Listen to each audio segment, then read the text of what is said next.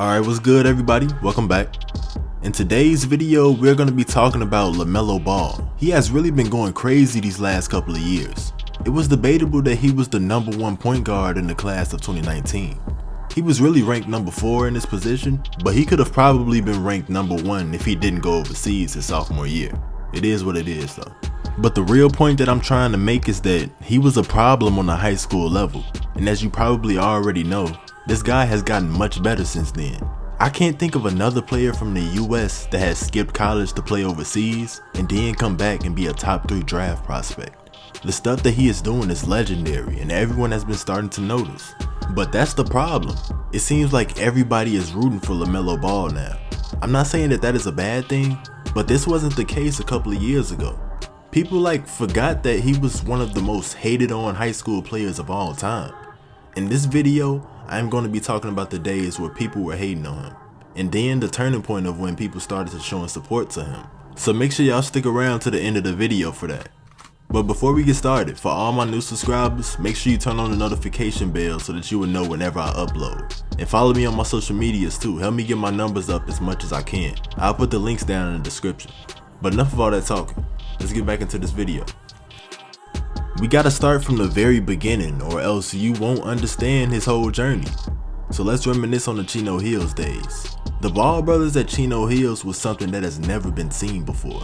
3 brothers on a high school team, and they were the star players, and to make it even better, they were the best team in the country. During this time, Lonzo Ball was the most talked about high school player at the time. 50% of this was the fact that he was actually a very good player, obviously. But the other half that hyped him up was his father, Lavar Ball. At the time, Lavar Ball was just saying all type of wild stuff, and a lot of people were taking offense to this.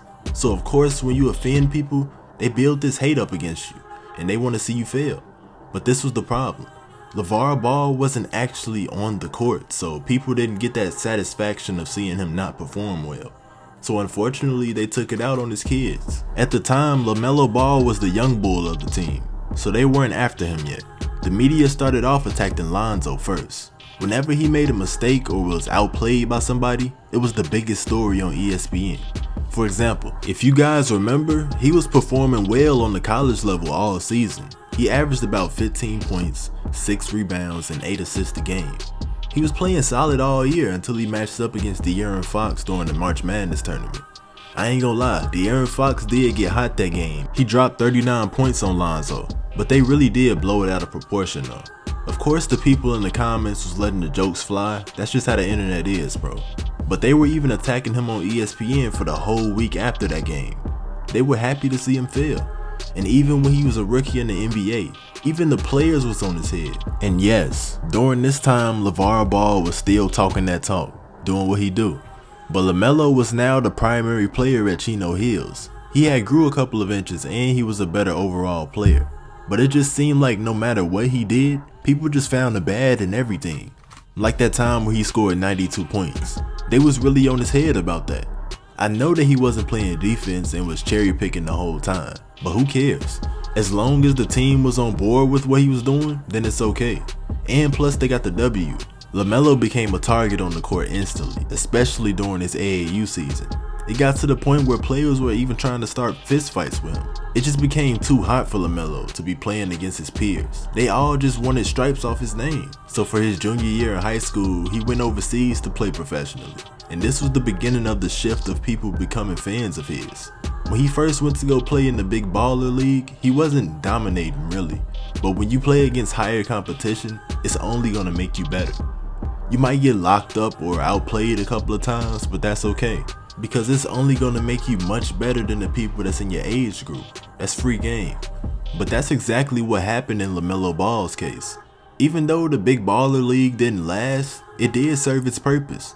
And that was to make his son a better player. And by the time he came back to play his senior year in the United States, he was a completely different person. When he announced that he was going to be playing Aspire, people were actually happy to see him play now for some reason. Of course there was still a couple of players trying to make a name off outplaying him, that's just part of the game. But at the end of the day, people were actually rooting for him now. And he came back much better than he once was. It really seemed like everything was way too easy for him. But fast forward to the present day, Lamelo has went back overseas and is playing in Australia, and he has improved his game even more. So people are trying to be so supportive of him now, but because you watched this video, you know the truth. It's all fake love. But that wraps up this video. If you are supporting Lamelo from the beginning, make sure you let me know down in the comments. Peace.